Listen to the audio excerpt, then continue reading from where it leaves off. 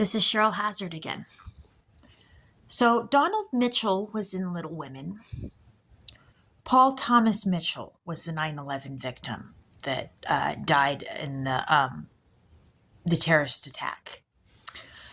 And Tegan Moss was in Little Women. And Carrie Ann Moss was in The Matrix. And just when I think things couldn't get any more complicated, there was... why am I blanking on her name? Mitchell, there was somebody with the last name Mitchell that was in the movie Gia, about the life of Gia Karanji. So Marla could have had something figured out about the thing about Gia Karanji as well. And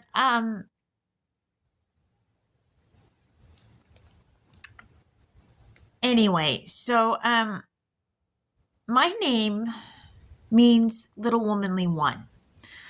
And so I'm thinking perhaps Little Women was one of the best ways that the people around me could have made a reference to knowing about me or their families.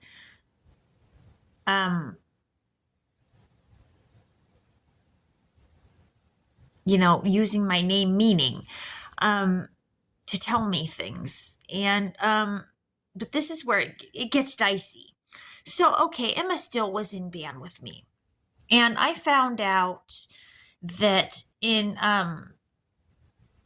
Four Non Blondes, the band, there was Roger Rocha and Wanda Day. And I was in band with Amanda Day and Emma Still. And Roger Rocha's grandfather was the Impressionist artist Clifford Still.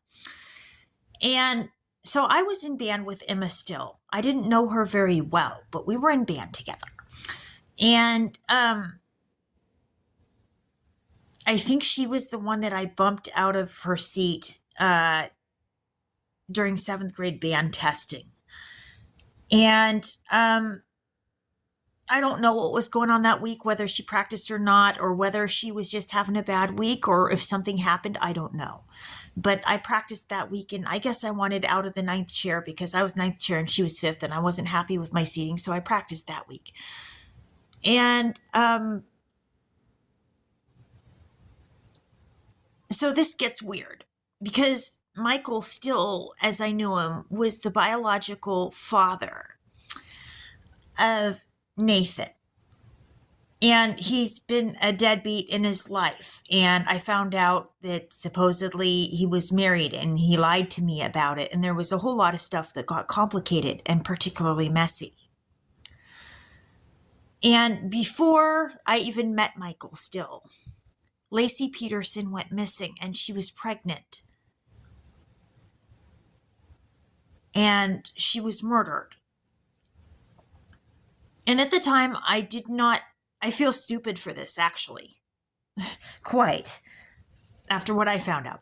So, okay, Linda Perry was in Four Non Blondes.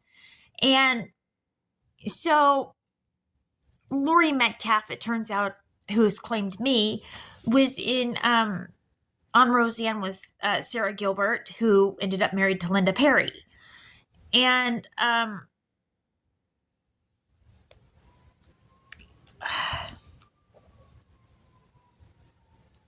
I went to school with Catherine Tyler, who I wasn't close to, but I was friends with Ariana James, or I knew her. And then Ariana James was friends with Catherine Tyler. And this was at the same time that Emma Still was going to school with us. And it turns out Lacy was friends with Kim Tyler. And Steve Tyler of Aerosmith was in Aerosmith with Joe Perry. And it turns out they were on Saturday Night Live. So, and then there was Winona Ryder, whose lawyer was, it turns out, Scott Peterson's lawyer. And this is where it gets kind of weird in my book, because Winona Ryder was in Little Women. And she was also in Autumn in New York with Callie Rocha. So, in my book, and I'm not a lawyer and I'm not a judge, so I can't totally discern this. But in my book, wouldn't that have been a conflict of interest? To have Winona Ryder's lawyer be Scott Peterson's lawyer? Something about that just seemed weird. And I have a dangerous theory, and not everybody's going to like me for it. And I don't think I can prove it. It's not a theory I can prove, but it is a theory.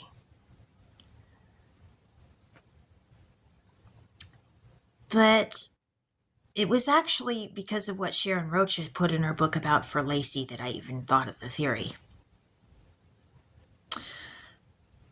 But I think that Lacy was capable of getting pregnant, but I'm wondering if Scott wasn't, because it took him. She said that they were trying to get pregnant for a year, and she couldn't get pregnant for a year. And Scott's lawyers wouldn't let him go. She wouldn't let Sharon Rocha go in the house. And this is after the police had done detective work on it.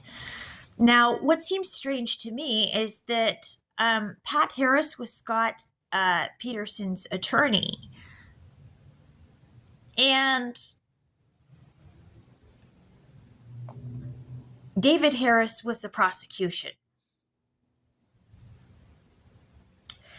And I ended up married to William Hazzard, and my sister-in-law, as I knew her, she was originally Victoria Hazzard, and she married John Harris. So this is where things get dicey. There's where my custody case intersects in how to do right by my kid and how to do right by Lacy. Because I'm caught in a pinch. I'm caught in a real pinch here. This is somebody whose life was affected by the whole thing. And it's not just doing right by her. It might be possibly doing right by Emma, who I went to school with. And most of what Emma's probably seen on Facebook is all the ways I trashed my son's biological father because I was PO'd. And maybe I didn't know everything at the time. And because I was probably in a pinch.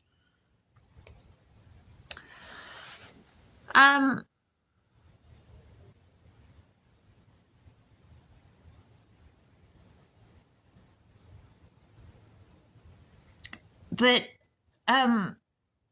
I think what I found odd is that I found out there Michael Harris worked on the police force for the Modesto PD at the time that they were doing a case with regards to Lacy. And there was a character, okay, so my neighbor is Rob Ebster, and I was talking to him, and he said that he lived in the same town that Lacy had lived in. And in the book For Lacy, they described a friend named Rob and Shelley, and I know Michelle Brink, and she said she knew Lacy Peterson. So I think what I find fishy as heck is that Lacy went missing. They wouldn't let her in the house, and I'm wondering if they were and he said he was married to Shelley Harris. So who was he protecting? Was Rob? And why would Rob go to the same town to live where Lacy lived? Was it just that they were friends, or did he have stronger feelings for Lacy? Or maybe Lacy wanted a baby, so she went and got pregnant with somebody else because she wanted a baby, and Scott Peterson found out. And there's my theory.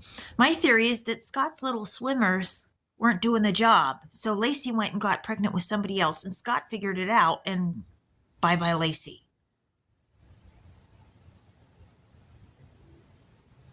And this makes this even more dangerous that I was married to William, if that's the truth.